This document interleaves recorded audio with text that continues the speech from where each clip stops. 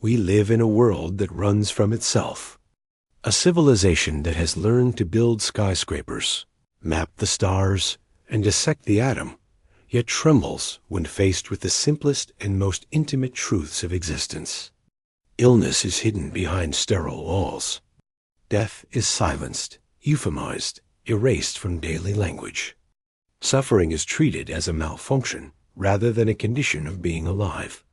Romanian philosopher Emil Cioran saw this collective avoidance not as progress, but as cowardice, a fear of confronting what life actually is.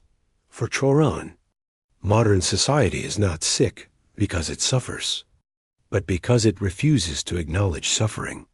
We anesthetize ourselves with distractions, routines, entertainment, and optimism. We label despair as pathological, sadness as weakness, and pain as something to be fixed rather than understood. In doing so, we amputate a vital dimension of human experience. We choose comfort over truth. Cioran refused this pact with illusion. His writing does not offer healing, purpose, or redemption. It offers exposure. He drags the reader into regions of consciousness most people spend their entire lives avoiding. Misery, exhaustion, insomnia, existential nausea. These are not side notes in his philosophy. They are its core. Where others write to explain life, Cioran writes because life is unbearable. Ironically, this immersion in despair became his salvation. Writing for Cioran was not an intellectual exercise. It was survival. He famously described his work as suicide postponed. Each book, each aphorism, was a temporary reprieve from the abyss. Not an escape from despair, but a way to inhabit it without being destroyed by it.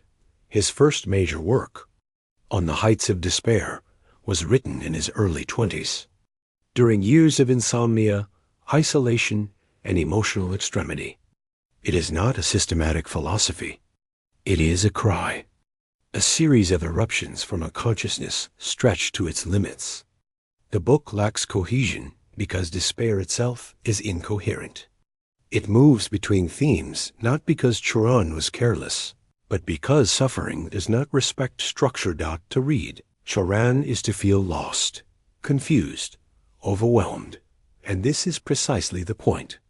His writing resists consumption. It cannot be skimmed, summarized, or neatly categorized. It demands something rare, that the reader bring their own suffering to the text. Without that, the words remain closed. Cioran believed that philosophy had failed because it prioritized systems over experience, logic over agony, concepts over blood. For him, a single cry of despair revealed more about existence than volumes of rational argument. Tears, he insisted, have deeper roots than smiles. In this sense, Cioran was an anti-philosopher, not because he lacked depth, but because he rejected philosophy's obsession with coherence, solutions, and meaning. Existence, he believed, should not be explained. It should be endured, confronted, and lived in its raw liquidity. Most people want to be happy. Entire lives are structured around this pursuit. Careers, relationships, entertainment, consumption, all orbit the promise of happiness. Yet happiness, as Cioran observed, is fleeting, superficial, and incapable of withstanding serious reflection. Compared to despair, happiness lacks depth. For Cioran, despair is not an emotional malfunction.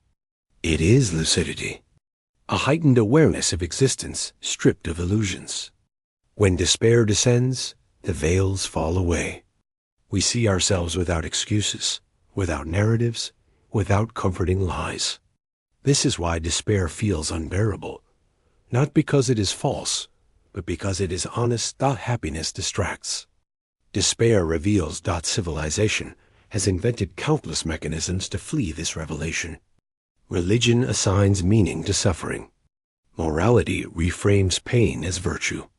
Philosophy constructs systems to neutralize emotional extremes. Even rationality itself becomes a defense mechanism, a way to intellectualize, what should be felt. Cioran despised these structures not because they were false, but because they were evasive.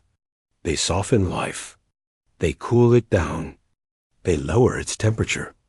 And in doing so, they reduce existence to something manageable, mediocre, and anesthetized. He believed that intense emotions, anguish, obsession, despair, ecstasy, are not deviations from life, but its most authentic expressions. These are the moments when language breaks, when thought becomes lyrical, when the self overflows its conceptual boundaries.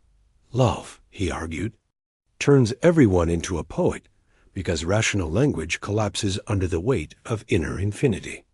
Conceptual thinking is too poor to express what we feel. Only irrational, fluid, contradictory language can approximate it. Cioran did not care about consistency. He contradicted himself openly. To him, contradiction was honesty. A system that explains everything explains nothing.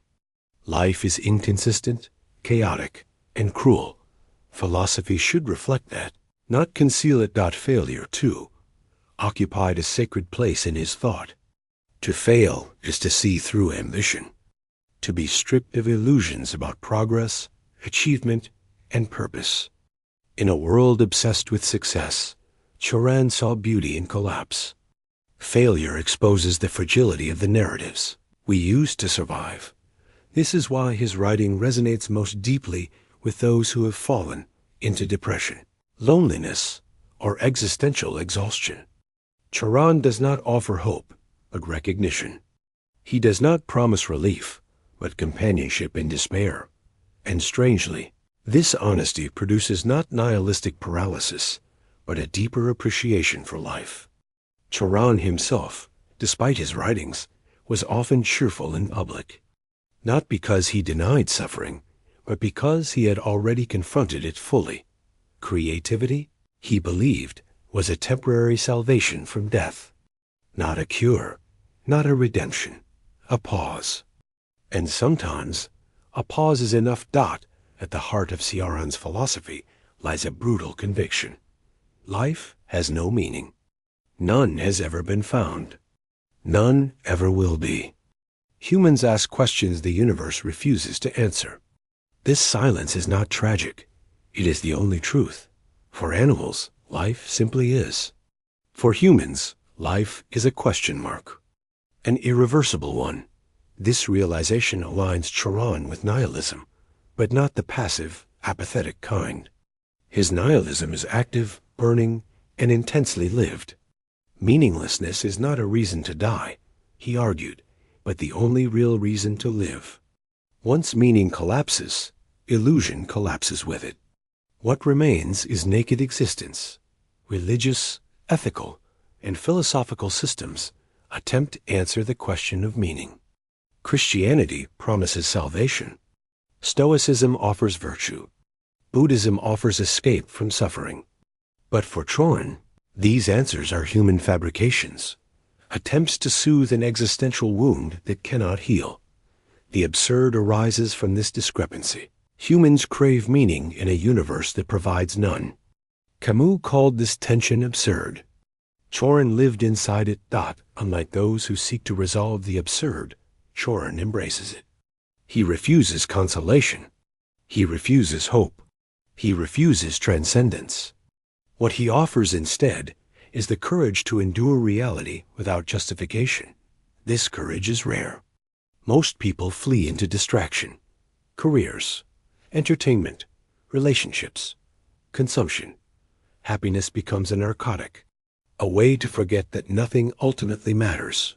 But despair remembers not to experience despair. Fully is to experience life fully. Not because suffering is good, but because it is real. It connects us to the human condition in its most universal form. It dissolves arrogance. It humbles. It exposes. Cioran believed that if suffering were visible, if our faces reflected our inner agony, society would collapse. No one could bear to look at themselves or others. And yet, this hidden suffering unites us more deeply than any shared joy. In moments of isolation, When the world falls silent, despair often brings clarity. A painful, merciless clarity, but clarity nonetheless. Away from noise, one confronts oneself without witnesses. These moments shape us, scar us, define us. Ciora does not romanticize suffering. He does not recommend despair. He simply refuses to lie about it. Life, for him, is a wound we carry from birth to death. The question is not how to heal it, but how honestly we are willing to feel it. Perhaps happiness would have made life easier. Perhaps ignorance would have been kinder.